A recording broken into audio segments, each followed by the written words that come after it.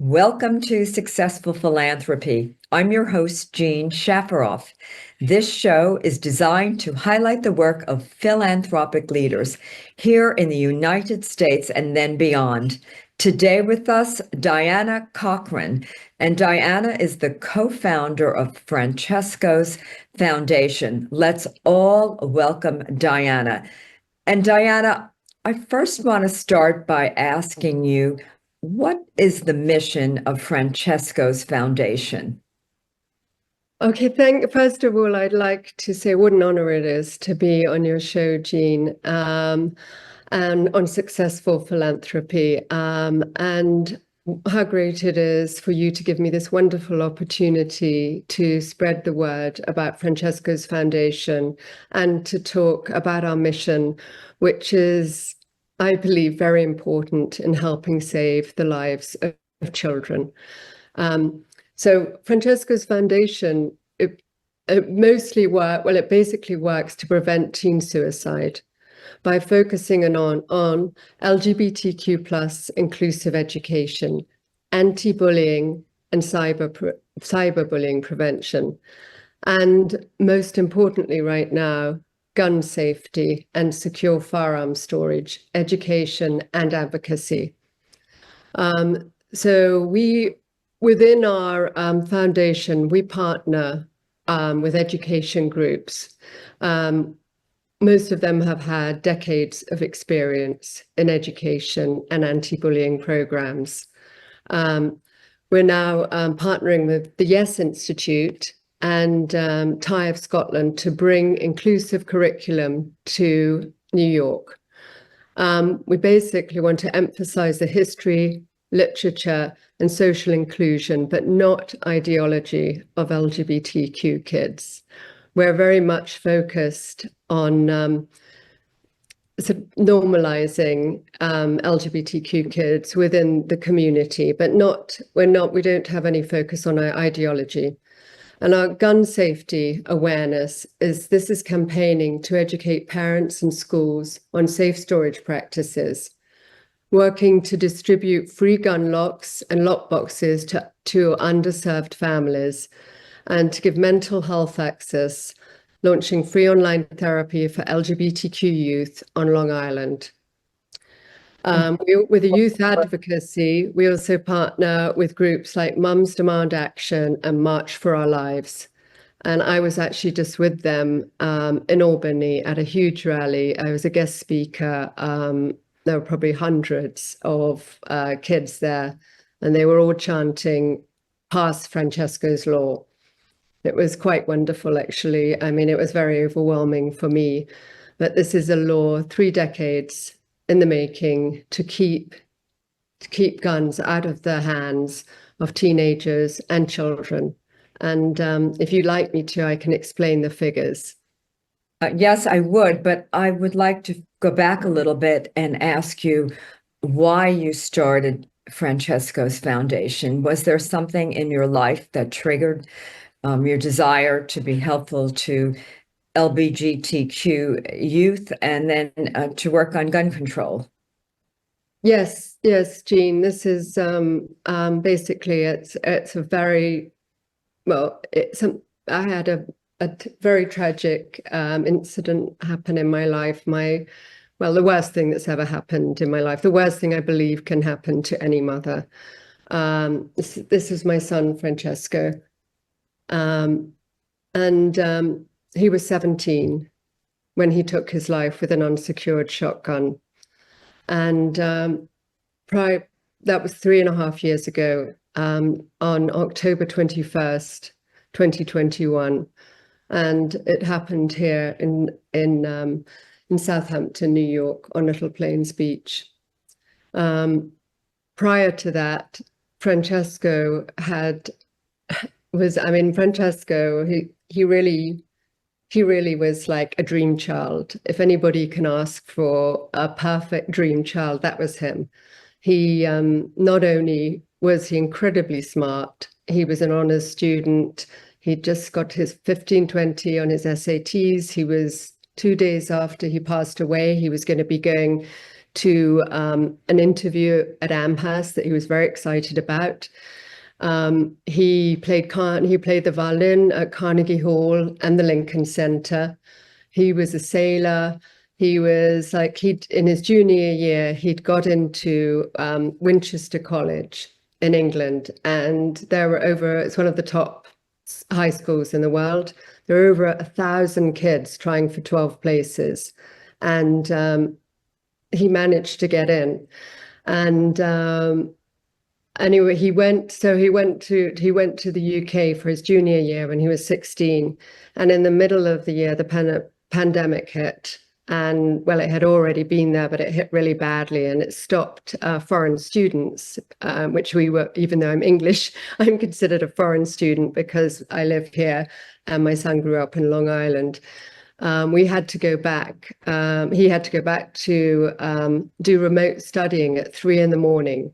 because of the 5-hour time difference. And trying to keep up with that kind of academic work for all the kids during the pandemic was just terrible. But for Francesco, getting up at 3 a.m. for his classes for a whole term, that was really, really, I can't say it was stressful for him because he said it wasn't, but he obviously, 50% of the kids failed that year at Winchester, and these are super bright kids. And Francesco was used to being top of his class, and he couldn't take it. So he wrote in June of 2021 and said that if he didn't come home to Long Island and back to school at Stony Brook, that he was going to take his life. And of course, when a child tells you that, that's, you've got to take it seriously, even though, pulling him out of one of the best schools in the world wasn't an easy thing to do, because the opportunities it gives you going to those schools. But he came back home to the Hamptons, and his other parent wanted to get him a shotgun and wrote to me and said she was getting him a gun. And I said in writing, please don't do that, because he has already said he's going to take his life. Please don't do that. Anyway, she didn't pay any attention, and she got him a gun. And he went back to school in September, back to the Stony Brook Prep School. And what I didn't know until after he passed away was that he was being really badly bullied about his sexuality.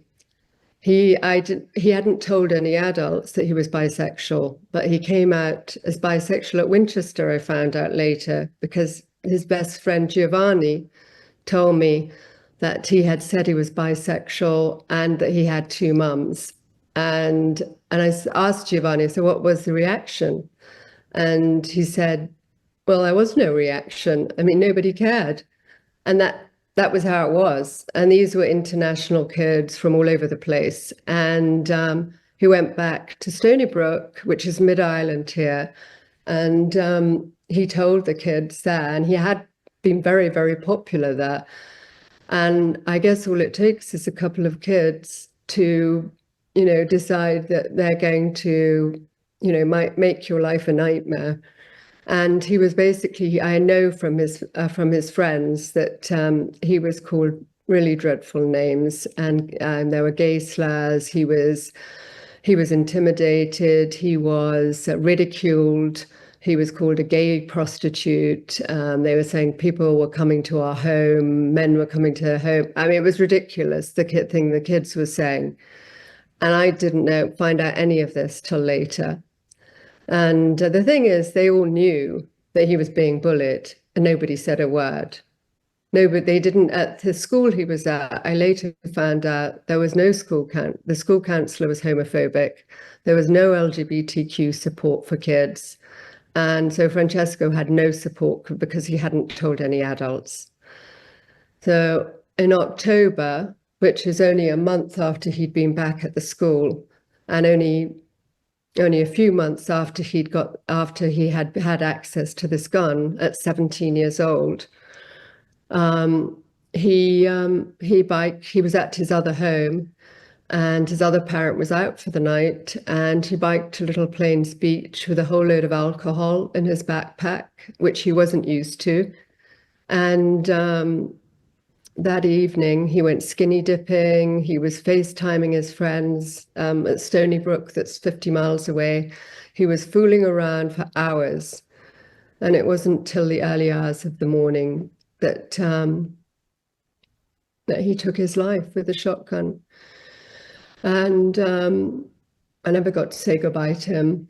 The police had to ask, the dentist had to identify him. And that's why I've started this foundation. I'm doing this work. And for 6 months after my son died, during that 6 months, I was on all sorts of medication that a New York psychiatrist had given me. I didn't know what I was doing. I actually didn't know whether I wanted to be here or not. I hadn't any idea. And at one point, I just decided, well, if I'm not going to die, I've got to have some purpose in my life. So I threw all my pills away. And with the help of my partner, Jennifer, we co-founded Francesco's foundation and decided that we were going to work to help save other children's lives so no other families had to go through what we've been through. Because no family should have to endure and suffer the way we have. And not just us. His best friend, Giovanni, that I spoke about, he had a breakdown. He dropped out of law school later. Francesco's first girlfriend, Georgia, who also happened to be bisexual, I found out later, she dropped out of college. One of his best friends at Stony Brook Prep School, Sarah, she actually had a full breakdown. And, it's the splinter effect of a child committing suicide with a gun. It's just terrible. And for me, it's not just here in the USA. It's gone as far as Europe. To my mother in Spain, to his girlfriend Georgia in Dublin, to England, the UK, where I come from. And it's a devastating thing to happen to any family. And I wouldn't want to wish this on my worst enemy. I am so sorry, so very sorry about your loss. Your son sounds like he was a wonderful young man, and it's the story of a young boy being bullied and then having access to a gun when he should not have had a gun.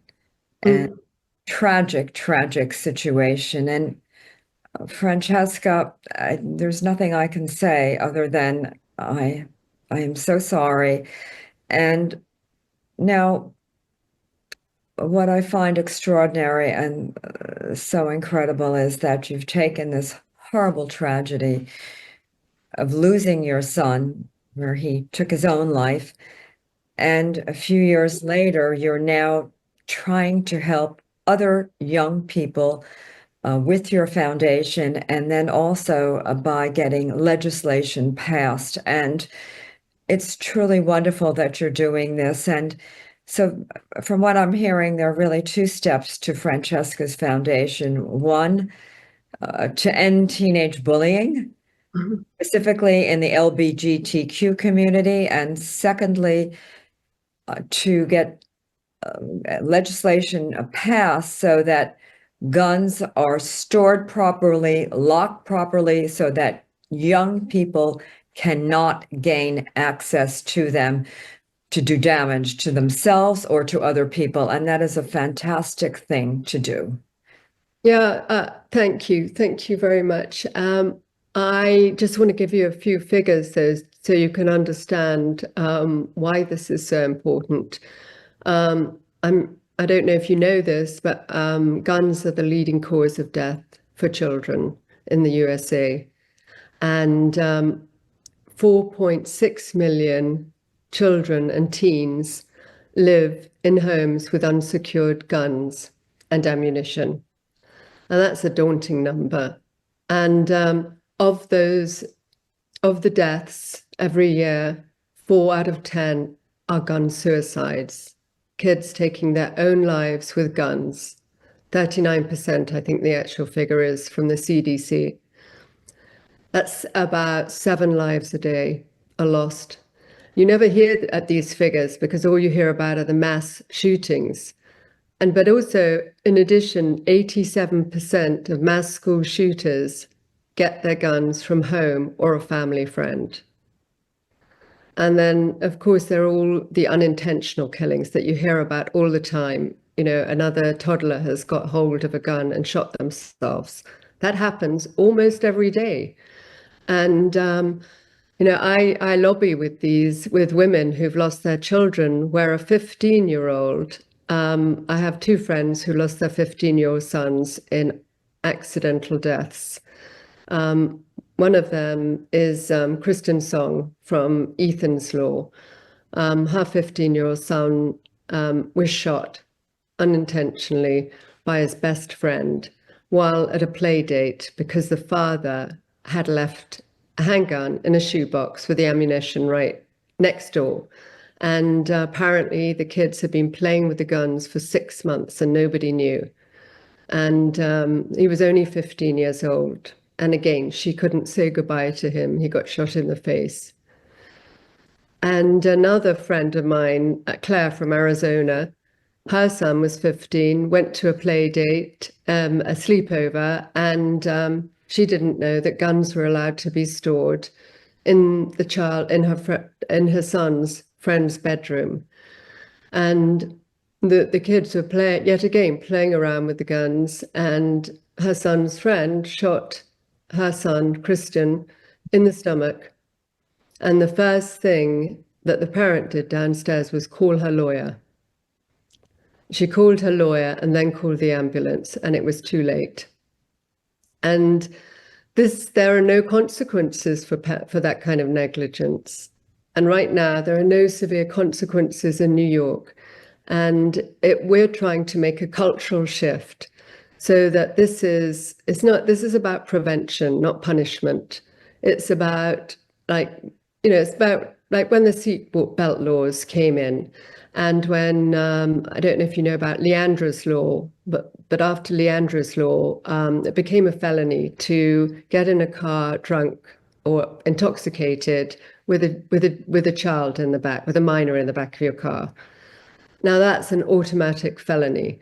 Ours is a tiered system, so the felony only comes into practice when the child loses their life or they take the lives unintentionally of somebody else, or in fact, in the in the worst cases, go and take the guns to school and are involved in a mass shooting. But this is just a simple way to protect teenagers, especially teenagers who are in crisis, because those are the majority of the deaths are from gun suicide. So this is our law, if it's passed, will be passed around May or June this year.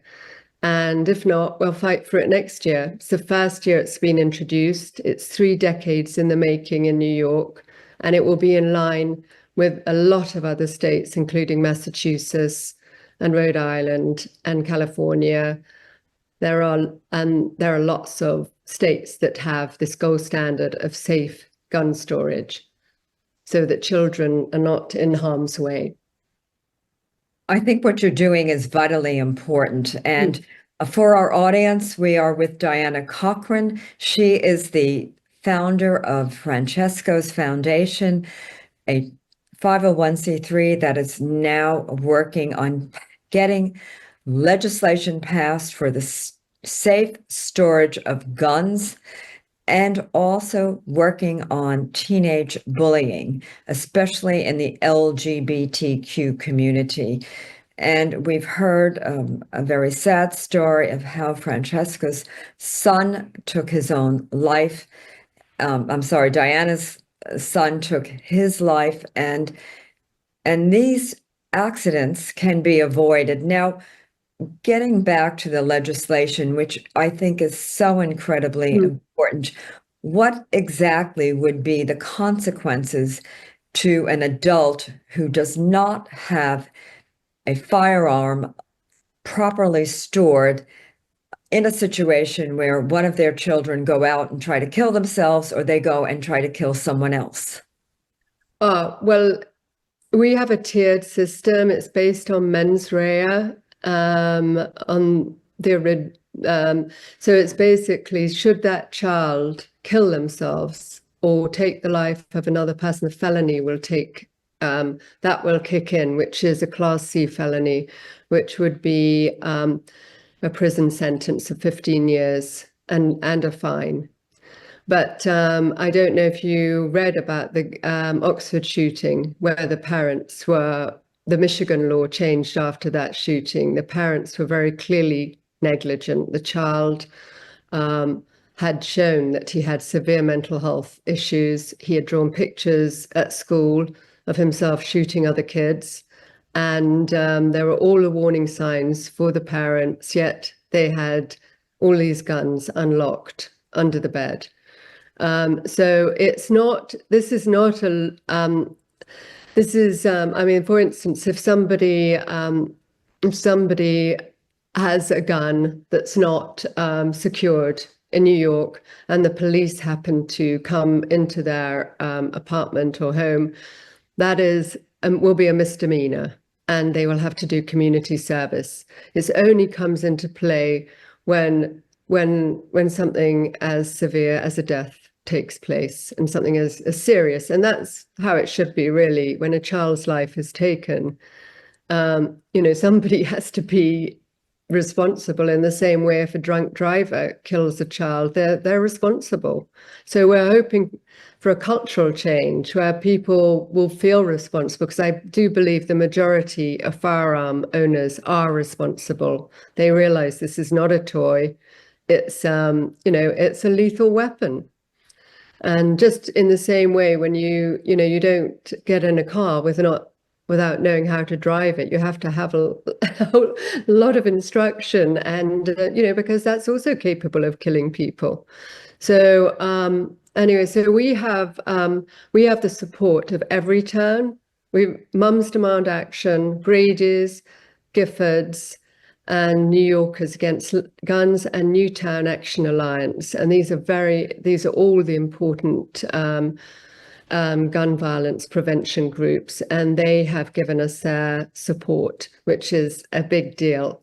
And we've got now nearly 50 co-sponsors, including the chairs of all. We've got the chair of the Black, Latino, and Pan-Asian Caucus, and we've got two chairs of the codes committees. And so we're in a very good position to get our law passed, and we really do hope that it will go through this year.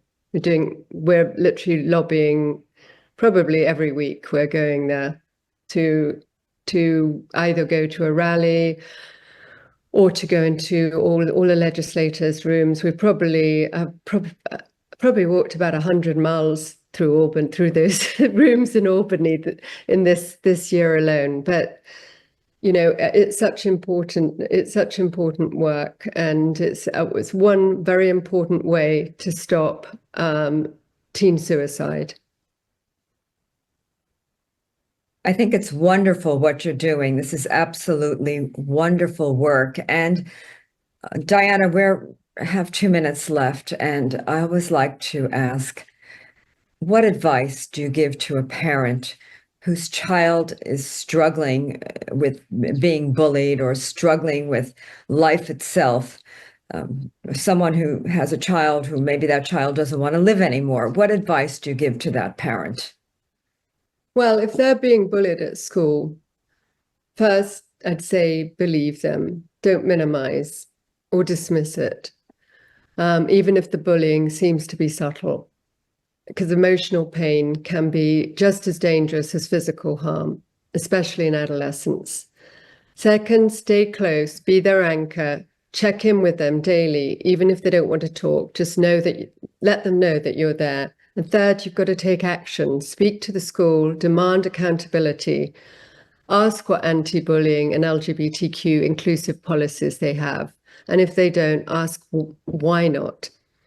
And of course, you should get, if possible, although I know it's very expensive, to get mental health care and take them for therapy as soon as you possibly can. There are lots of hotlines that can be called, suicide hotlines, and if you go on our site, you can get some advice. But anyway, my advice is, with a child, don't wait, and just and never stop showing up for them. I think this is all excellent advice. And finally, for those watching this show who might want to donate or learn more about Francesco's foundation, what is the website?